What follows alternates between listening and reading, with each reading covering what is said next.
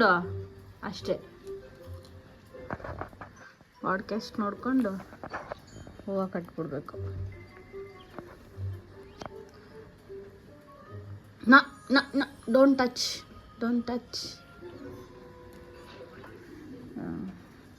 ಈ ಪಾಡ್ಕಾಸ್ಟ್ ಮುಗಿಯೋ ಅಷ್ಟರಲ್ಲಿ 1 hour ಇದೆ. ಅಷ್ಟರಲ್ಲಿ ಇಷ್ಟನ್ನು ಕಟ್ಟಿ ಮುಗಿಸ್ಬಿಡ್ಬೇಕು. 1 hour ಅಲ್ಲ, ಇನ್ನೂ ಬೇಗನೆ ಕಟ್ಬಿಡ್ತೀನಿ. ಹಲೋ ಹಾಯ್ ಮಾಡು. ನಮಸ್ಕಾರ. ಕ್ಯಾರೆಟ್ ತಿನ್ನಿ ಬನ್ನಿ ಏನೋ. ಡಾರ್ಲಿಂಗ್ ಬೇಬಿ ನಂದು. ಹಲೋ ನಮಸ್ಕಾರ, ಎಲ್ಲರೂ ಹೇಗಿದ್ದೀರಾ? Welcome back to my YouTube channel.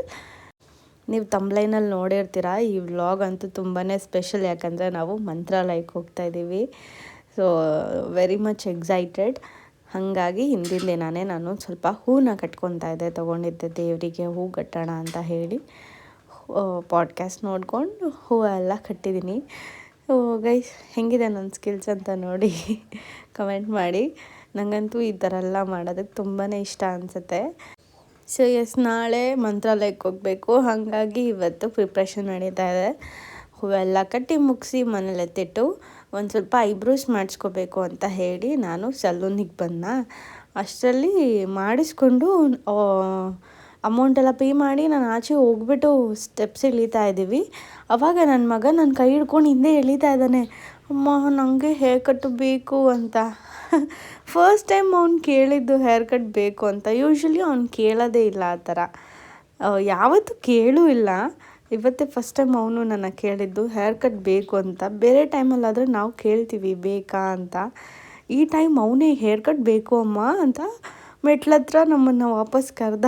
ಅದಕ್ಕೆ ಅವನ್ನ ಕರ್ಕೊಂಡು ಬಂದ್ವಿ. ಆ್ಯಂಡ್ ನನ್ನ ಮಗಂಗಂತೂ ಗ್ರೀನ್ಸಲ್ಲಿ ಎಲ್ಲರೂ ಪರಿಚಯ, ಎಲ್ಲರೂ ಒಂಥರ ಫ್ಯಾನ್ ಅವನಿಗೆ. ನಾವಂತೂ ರೆಗ್ಯುಲರ್ ಕಸ್ಟಮರಲ್ಲಿ 9-10 ಇಯರ್ಸ್ ಆಯ್ತು ಅನಿಸುತ್ತೆ. ಆ್ಯಂಡ್ ನನ್ನ ಮದುವೆ ಆದಾಗಿಂದನೂ ಅಂತೂ ಇನ್ನೂ ಎಷ್ಟೇ ದೂರ ಇದ್ದರೂ ನಮ್ಮ ಮನೆ ನಾನು ಇಲ್ಲೇ ಬರ್ತಾಯಿದ್ದು, ಅಷ್ಟು ರೆಗ್ಯುಲರು. ಸೊ ಹಾಗಾಗಿ ಅಲ್ಲಿರೋ ಸ್ಟಾಫ್ಸ್ ಎಲ್ಲ ನಮಗೆ ತುಂಬಾ ಫ್ರೆಂಡ್ಲಿ. ಎಷ್ಟು ಜನ ಇದ್ದರು, ರಶ್ ಇತ್ತು. ಆದ್ರೂ ಅವ್ರು ಕರೆದ್ಬಿಟ್ಟು ನಾನು ಮಾಡ್ತಿದ್ದೀನಿ ಪಾಪುಗೆ ಅಂತ ಹೇಳಿ ಅವ್ರು ಮಾಡ್ತಾಯಿದ್ರು. ಆ್ಯಂಡ್ ಅಳುಬ್ರೆಲ್ಲ ಬಂದು ಮಾತಾಡಿಸ್ಕೊಂಡು ಹೇರ್ ಕಟ್ಟಿಗೆ ಬಂದಿದ್ಯಾ ಅಂತೆಲ್ಲ ಮಾತಾಡಿಸ್ತಾಯಿದ್ರು. ಯೂಶ್ವಲಿ ಏನು ಗೊತ್ತಾ, ಬಬ್ಲು ವಯಸ್ಸಿರೋ ಮಗುಗೆ ಒಂದು ಫೋನ್ ಕೊಟ್ಟು ಕೂರಿಸ್ಬೇಕು. ಇಲ್ಲಾಂದರೆ ಏನಾದರೂ ಒಂದು ಡಿಸ್ಟ್ರಾಕ್ಟ್ ಮಾಡ್ತಾ ಇರಬೇಕು, ಇಲ್ಲಾಂದರೆ ಮಗು ಹಠ ಮಾಡ್ತಾ ಇರುತ್ತೆ. ಬಟ್ ನಮ್ಮ ಬಬ್ಲು ಹಂಗಲ್ಲ, ಈ full enjoys whole haircut. ಎಷ್ಟು ಚೆನ್ನಾಗಿ ಎಂಜಾಯ್ ಮಾಡಿಕೊಂಡು ಅವನೇ ಕೇಳಿ ಮಾಡಿಸ್ಕೊತಾನೆ. ಎಷ್ಟು ಬೇಗ ದೊಡ್ಡವನಾಗ್ಬಿಟ್ಟ ನನ್ನ ಮಗ ನೋಡಿ. ಆ್ಯಂಡ್ ನೋ ನಜರ್ ಪ್ಲೀಸ್. ನನ್ನ ಮಗ ಅಂತೂ ಸೇಮ್ ನಮ್ಮ ಬುದ್ಧಿನೇ. ಅದರಲ್ಲೂ ನನ್ನ ಬುದ್ಧಿ ಹೆಂಗೆ ಅಂದರೆ ಮುಖಕ್ಕೆ ಕೊಡ್ದಂಗೆ ಮಾತಾಡ್ತಾನೆ. ಹೇಳ್ತಾನೆ, ಮನಸ್ಸಲ್ಲಿರೋದು ಏನು ಇಟ್ಕೊಳ್ಳಲ್ಲ. ಅವನಿಗೆ ಅನ್ನಿಸ್ತಾ ಅದನ್ನು ಹೇಳೇ ಬಿಡ್ತಾನೆ. ಅವನು ಒಳಗಡೆ ಒಂದು ಹೊರಗಡೆ ಒಂದು ಆ ಥರ ಕ್ಯಾರೆಕ್ಟರೇ ಇಲ್ಲ. ಎಕ್ಸಾಕ್ಟ್ಲಿ ನನ್ನನ್ನು ನಾನೇ ಮಿರರಲ್ಲಿ ನೋಡ್ಕೊಂಡಂಗೆ ಇರುತ್ತೆ. ಸಮ್ ಪೀಪಲ್ಸ್ ಹೆಂಗೆ ಗೊತ್ತಾ, ಪಾಲಿಶ್ಡಾಗಿ ಮಾತಾಡ್ತಾರೆ, ಮನಸಲ್ಲೇ ಒಂದು ಇಟ್ಕೊಂಡು ಆಚೆಗಡೆ ಫುಲ್ ಪಾಲಿಷ್ ಮಾಡ್ತಾರೆ. ನನಗೆ ಆ ಥರ ಬುದ್ಧಿನೇ ಕಲ್ತಿಲ್ಲ. ನನಗೆ ಹೇಳಬೇಕಾ, ಅವ್ರು ಏನಾದರೂ ಅಂದ್ಕೊಳ್ಳಿ ನನ್ನ ಬಗ್ಗೆ, ನಾನು ಹೇಳ್ತೀನಿ ಸರಿಯಾಗಿ. ಆ್ಯಂಡ್ ನನ್ನ ಮಗನೂ ಕೂಡ ಅದೇ ಬುದ್ಧಿ ಕಲ್ತಿದ್ದಾನೆ. ಆ್ಯಂಡ್ ನನಗೆ ಅದೇನಾದರೂ ಬೇಕು ಅಂದ್ರೂ ಅಷ್ಟೇ, ನನಗೆ ಬೇಕು ಅಷ್ಟೇ, ಕಾಂಪ್ರಮೈಸೇ ಇಲ್ಲ. ನನ್ನ ಮಗನೂ ಅದೇ ಬುದ್ಧಿ ಕಲ್ತಿದ್ದಾನೆ. ನನಗಂತೂ ಒಂಥರ ಖುಷಿ ಅನಿಸುತ್ತೆ ತಾಯಿಯಾಗಿ ಇದನ್ನೆಲ್ಲ ನೋಡೋದಕ್ಕೆ. ಆ್ಯಂಡ್ ನನ್ನ ಮಗನ ಹೇರ್ ಕಟ್ ಹೆಂಗಿದೆ ಅಂತ ಹೇಳಿ ಕಮೆಂಟ್ ಮಾಡಿ. ಅವನಂತೂ ಎಂಜಾಯ್ ಮಾಡ್ತಾನೆ ಹೇರ್ ಕಟ್, ಸಲೂನ್ಗೆ ಹೋಗೋದು ಇದೆಲ್ಲ. ಅವನಿಗೆ ಅನಿಸಿದೆ ನೋಡಿ, ನಾಳೆ ನಾವು ಟ್ರಿಪ್ ಹೋಗ್ತಾಯಿದ್ದೀವಿ ದೇವಸ್ಥಾನಕ್ಕೆ, ನಾನು ಫುಲ್ ಹ್ಯಾಂಡ್ಸಮ್ಮಾಗಿ ಕಾಣಬೇಕು, ಈ ಥರ ಎಲ್ಲ ರೆಡಿ ಆಗಬೇಕು ಅಂತ ಹೇಳಿ ಅವನ ಮೈಂಡ್ಸೆಟ್ ಇದೆಯಲ್ಲ. ಸೊ ಅಪ್ರಿಷಿಯೇಟ್ ಮಾಡಬೇಕು ನನ್ನ ಮಗನ ನಾನು. So yes. ಏನು ಮಾಡಿಸ್ಕೊಂಡೆ? ಮಾಡಿಸ್ಕೊಂಡ ಚೆನ್ನಾಗಿತ್ತಾ? ನೋಡಲ್ಲಿ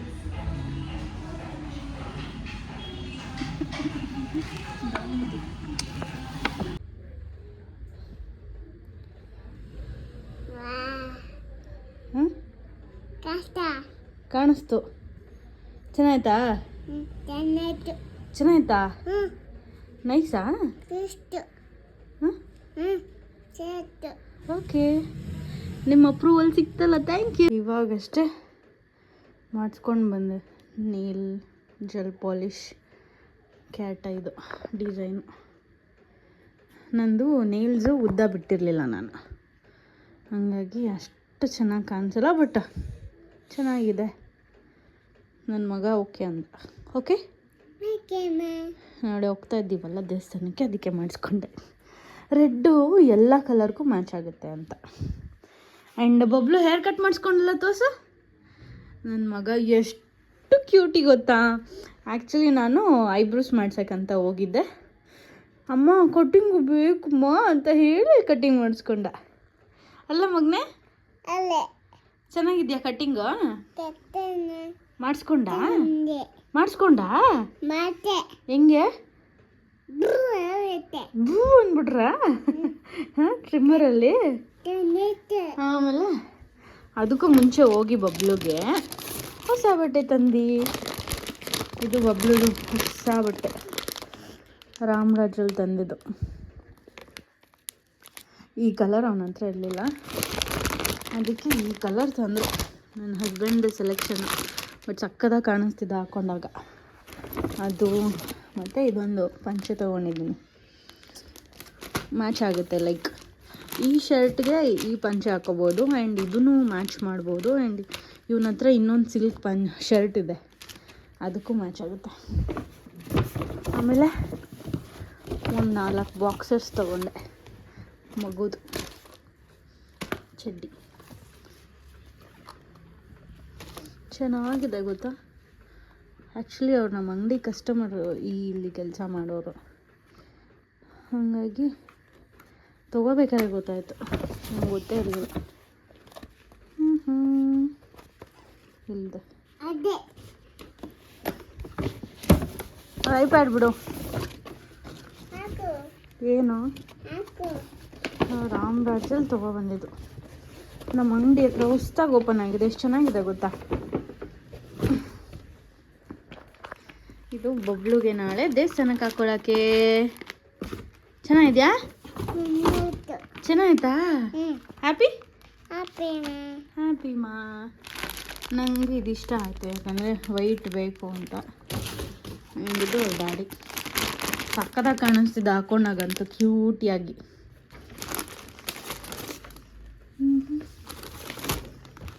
ಓಕೆ, ಶಾಪಿಂಗ್ ಆಯಿತು, ನೇಲ್ಸ್ ಆಯಿತು. ಆ್ಯಕ್ಚುಲಿ ಇದು ಹೆಂಗೆ ಗೊತ್ತಾ, ಕಾಣಲ್ಲ, ತೋರಿಸ್ತೀನಿ ರೀ.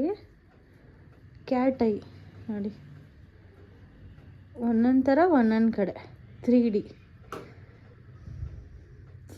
ನಾನು ನೇಲ್ಸು ಜಾಸ್ತಿ ಬಿಡಲ್ಲ ಆಯಿತಾ, ನನ್ನ ನೇಲ್ಸ್ ಎಲ್ಲ ತುಂಬ ಕಮ್ಮಿ. ಅವ್ರು ಹೇಳ್ತಾಯಿದ್ರು, ಮೇಡಮ್ ನೇಲ್ಸ್ ಬಿಡಿ, ಚೆನ್ನಾಗಿ ಕಾಣುತ್ತೆ ನಿಮ್ಮ ಕೈಗೆ ಅಂತ. ನೆಕ್ಸ್ಟ್ ಟೈಮ್ ಬಿಡ್ತೀನಿ ಅಂದೆ. ಚೆನ್ನಾಗಿದಲ್ಲ ಜೆಲ್ ಪಾಲಿಷ್. ಎಕ್ಸ್ಟೆನ್ಷನ್ಸ್ ಎಲ್ಲ ಮಾಡಿಸ್ಕೊಳಕ್ಕಾಗಲ್ಲಪ್ಪ ನನ್ನ ಕೈಲಿ, ಕೈಯೆಲ್ಲ ನೋವು ಬಂದುಬಿಡುತ್ತೆ, ಕೈ ಉರಿ ಬಂದುಬಿಡುತ್ತೆ, ಏನೇನೋ ಆಗಿಬಿಡುತ್ತೆ ನನಗೆ. ಅದಕ್ಕೆ ಜೆಲ್ ಪಾಲಿಷೇ ವಾಸಿ. ನಾನು ಇದಕ್ಕೆ ಎಷ್ಟು ಪೇ ಮಾಡಿರ್ಬೋದು ಅಂತ ಗೆಸ್ಟ್ ಮಾಡಿ ಗೈಸ್. ಬೆಳಗ್ಗೆ ಬೇಗನೆ ಎದ್ದು ಮನೇಲಿ ಪೂಜೆ ಎಲ್ಲ ಮಾಡಿ ನಾವೆಲ್ಲ ರೆಡಿಯಾಗಿ ಬ್ಯಾಗ್ ಪ್ಯಾಕ್ ಮಾಡ್ಕೊಂಡಿದ್ದೀವಿ, ಹೊರಡೋಣ ಅಂತ ಹೇಳಿ.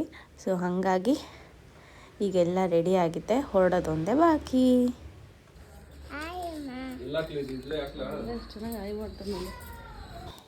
ಸೊ ಮಂತ್ರಾಲಯ ಸ್ವಲ್ಪ ದೂರ ಇದೆ, ಆ್ಯಂಡ್ ನಮಗೆ 300 ಕಿಲೋಮೀಟರ್ಸ್ ಇದೆ ನಮ್ಮ ಮನೆಯಿಂದ.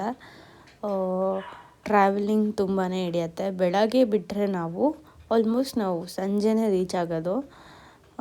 ಸೊ ಹರಿಬರಿ ಏನೂ ಇಲ್ಲ, ಆರಾಮಾಗಿ ಊಟ ಮಾಡಿಕೊಂಡು ಪಿಟ್ ಸ್ಟಾಪ್ಸ್ ಹಾಕ್ಕೊಂಡು ಆರಾಮಾಗಿ ಹೋಗಬೇಕು ಅನ್ನೋದು ನಮ್ಮದು ಕಾನ್ಸೆಪ್ಟು. ಸೊ ಹಾಗಾಗಿ ಬೆಳಗ್ಗೆ ಬೇಗನೆ ಬಿಟ್ವಿ.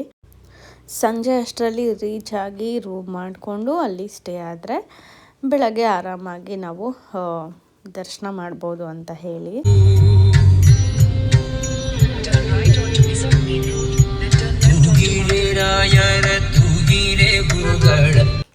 ನಾನು ಇದೇ ಫಸ್ಟ್ ಟೈಮ್ ಮಂತ್ರಾಲಯಕ್ಕೆ ಹೋಗ್ತಾ ಇರೋದು.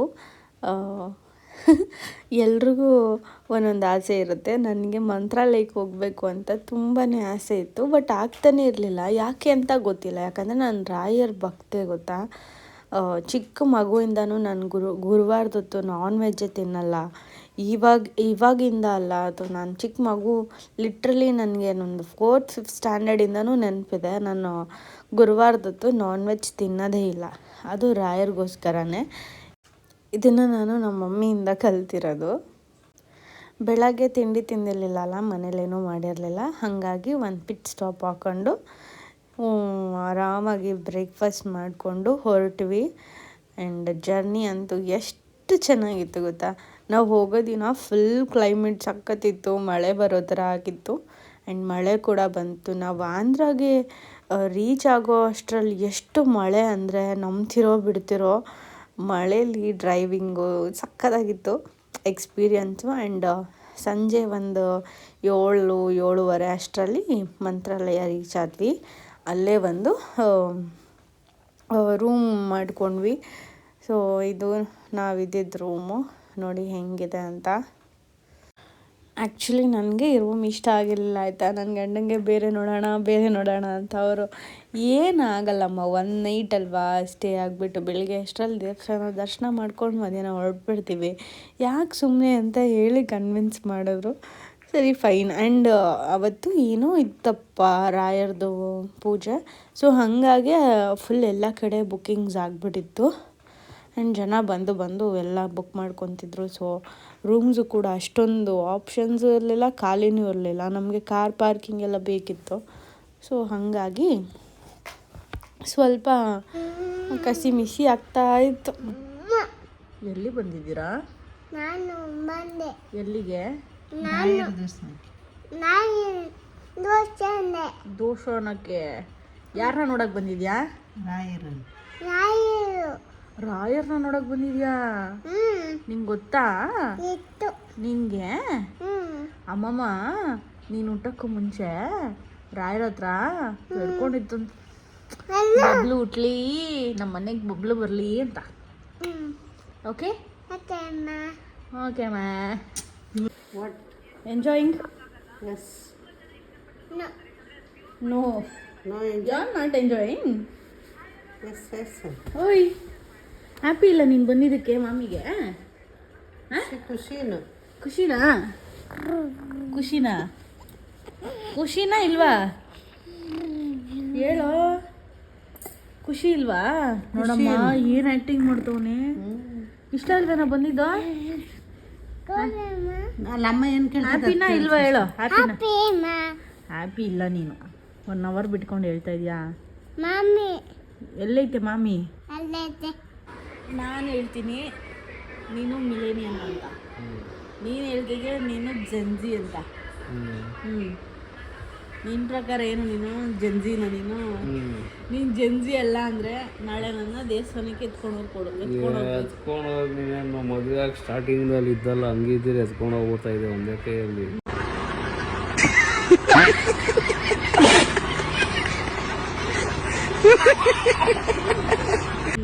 ನೀನೇ ಒಂದು ಬೆಟ್ಟ ಆಗಿದೆ. ಬೆಟ್ಟ ಎತ್ಕೊಂಡು ಹೋಗಕ್ಕೆ ಬುಲ್ಡೋಸರ್ ಬರ್ಬೇಕಂತೆ. ಆಯ್ತಾ? ನೀನು ಜೆನ್ಜಿನಾ? ಆಯ್ತು, ನೋಡೋಣ ಜೆನ್ಜಿನ ನೀನು?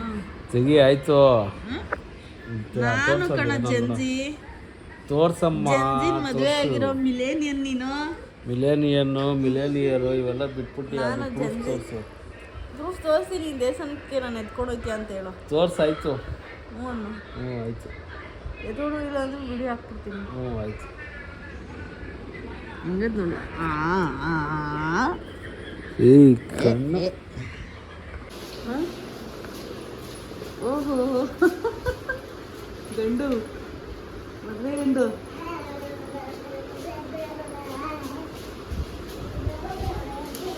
ಸ್ಟೈಲ್ ನೋಡವ. ಬೆಳಗ್ಗೆ ಬೇಗನೆ ಎದ್ದು ದರ್ಶನ ಮಾಡೋಣ ರಾಯರ್ದು ಅಂತ ಹೇಳಿ ಹೊರಟು ಬಂದ್ವಿ.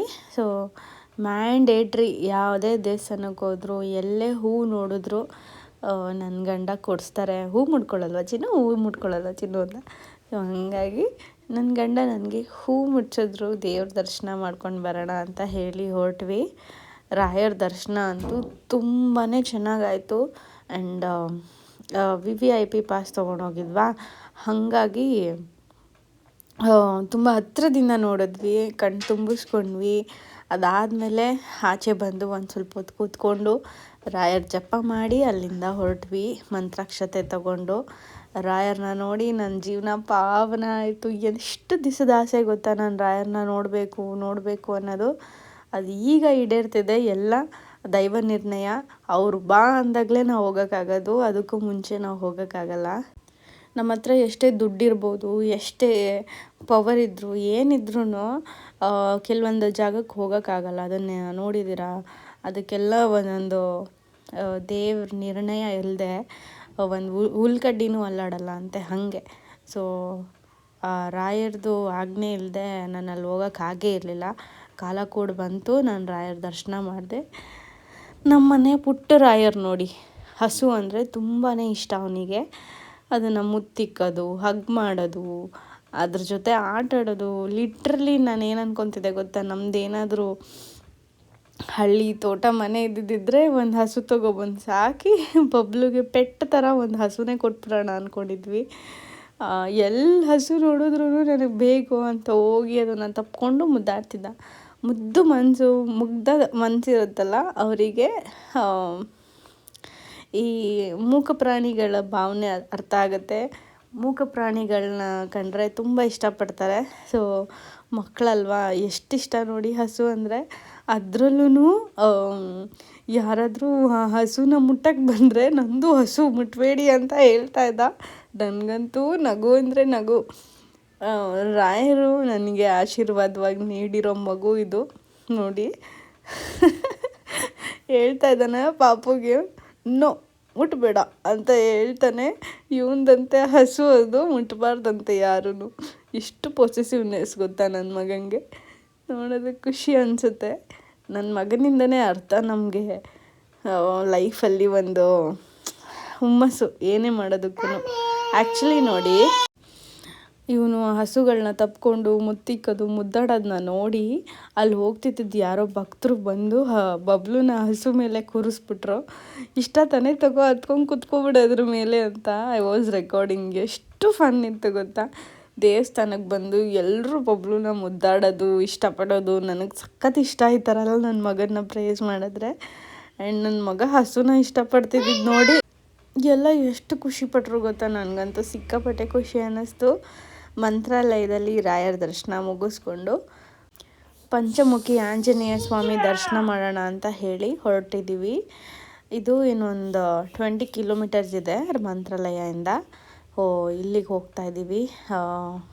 ಪಂಚಮುಖಿ ಆಂಜನೇಯ ಸ್ವಾಮಿ ದರ್ಶನ ಮಾಡಬೇಕಂತೆ ಮಂತ್ರಾಲಯಕ್ಕೆ ಬಂದಮೇಲೆ. ಸೊ ಹಾಗಾಗಿ ಇಲ್ಲೂ ದರ್ಶನ ಮಾಡೋಣ ಅಂತ ಹೇಳಿ ಹೊರಡ್ತಾ ಇದ್ದೀವಿ. ನಮ್ಗೆ ಅಷ್ಟೊಂದು ಐಡಿಯಾ ಇಲ್ಲ ಆಯಿತಾ, ಫಸ್ಟ್ ಟೈಮ್ ಅಲ್ವಾ.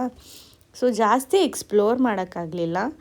ಸೊ ನೆಕ್ಸ್ಟ್ ಟೈಮು ಇನ್ನೊಂದು ಸ್ವಲ್ಪ ಎಕ್ಸ್ಪ್ಲೋರ್ ಮಾಡ್ಬೋದು. ಸೊ ಈ ಸಲ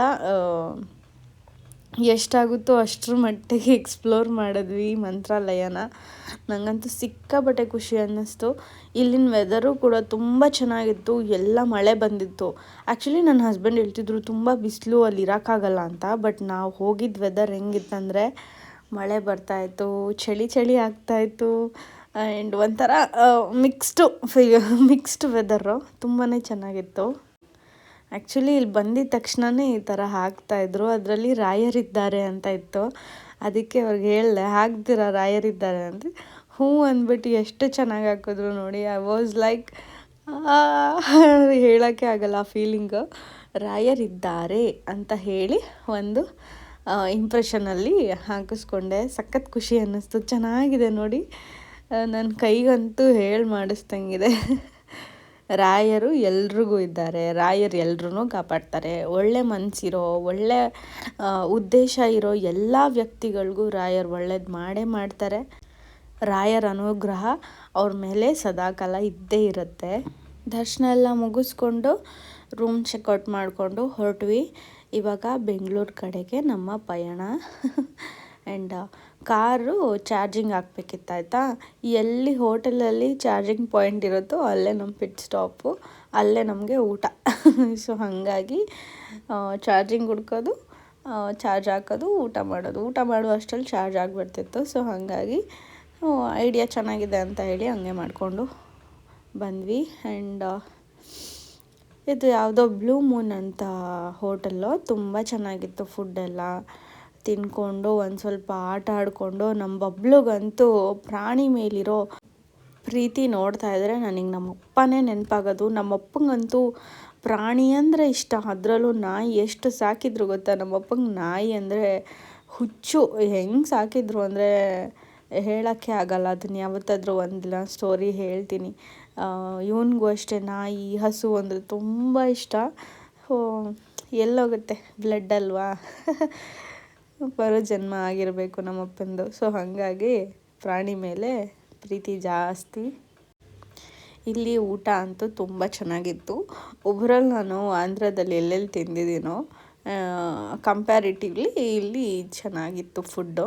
ಸೊ ಇಲ್ಲಿ ಊಟ ಮಾಡಿಕೊಂಡು ಇಲ್ಲಿಂದ ಹೊರಟ್ವಿ. ಆ್ಯಂಡ್ ನನ್ನ ಮಗನಿಗೆ ಯೂಶ್ವಲಿ ಪಾರ್ಕೆಲ್ಲ ಕರ್ಕೊಂಡೋಗಲ್ಲ. ಒಂದೇ ರೀಸನ್ನು, ಅವನು ಪಾರ್ಕಿಗೆ ಹೋದರೆ ವಾಪಸ್ ಮನೆಗೆ ಬರಲ್ಲ. ಮನೆಗೆ ಬರಬೇಕಾದ್ರೆ ಫುಲ್ ಅಳ್ಕೊಂಡು ಸೀನ್ ಮಾಡಾಕ್ಬಿಡ್ತಾನೆ. ಅವನು ಪಾರ್ಕಲ್ಲಿ ಬೆಳಗ್ಗೆ ಬಿಟ್ಟರೆ ನೈಟ್ವರೆಗೂ ಅಲ್ಲೇ ಇರ್ತಾನೆ, ಮನೆಗೆ ಬರಲ್ಲ. ಸೊ ಅದಕ್ಕೆ ನಾನು ಪಾರ್ಕಿಗೆ ಕರ್ಕೊಂಡು ಹೋಗಲ್ಲ ಆಯಿತಾ. ಇವಾಗ ಇಲ್ಲಿ ಇವರಪ್ಪ ತೋರಿಸ್ಬಿಟ್ಟು ಅವನಿಗೆ ನನಗೆ ಬೇಕು, ನಾನು ಇಲ್ಲಿ ಆಟಾಡಬೇಕು ಅಂತ ಹೇಳಿ ಆಟಾಡ್ತಾ ಇದ್ದಾನೆ. ವಾಪಸ್ ಕಾರ್ ಹತ್ತಕ್ಕೆ ರೆಡಿ ಇಲ್ಲ. ನನಗಂತೂ ಒಳ್ಳೆ ಮಜಾ ಅಪ್ಪ ಮಗನ ನೋಡೋದಕ್ಕೆ, ಕಾಮಿಡಿ. ಹೋಪ್ಸೋ ನಿಮಗೂ ಕೂಡ ಈ ವಿಡಿಯೋ ಇಷ್ಟ ಆಗಿದೆ ಅಂತ. ನಾವಂತೂ ರಾಯರ ದರ್ಶನ ಮಾಡಿಕೊಂಡು ಖುಷಿಯಿಂದ ಬಂದ್ವಿ. ರಾಯರ ಆಶೀರ್ವಾದ ನಮ್ಮ ಫ್ಯಾಮಿಲಿ ಮೇಲೆ ಸದಾಕಾಲ ಇದ್ದೇ ಇರುತ್ತೆ.